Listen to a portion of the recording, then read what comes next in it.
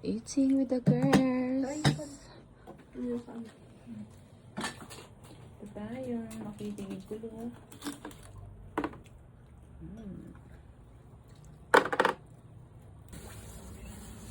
Mag-aarte-arte muna tayo, guys. Ang aking hairdresser. Andun yung isa, hindi makita.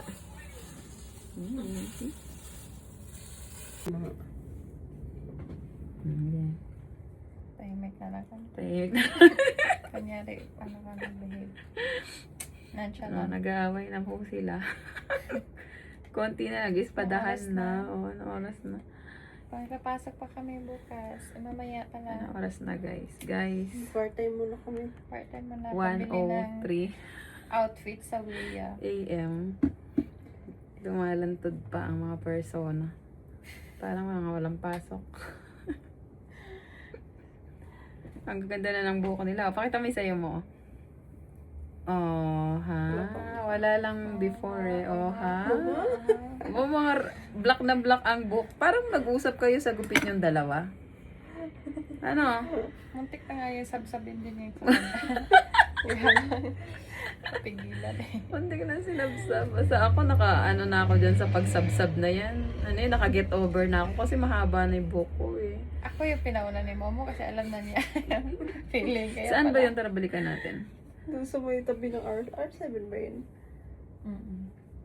R7 sa... May pag-asa. R7 maliit o malaki? Ay, hindi. Sa may ano? RJ. Ayan. PX Smart? Pa-exam. Alin? Yung dun sa may pag-asa nagre-reband? Hindi, doon. Di ba sa may... Night view sa apartment ni Monica. Ang ganda. Napaka-peaceful. Wag lang sobrang lamig. At saka mall. Ayan.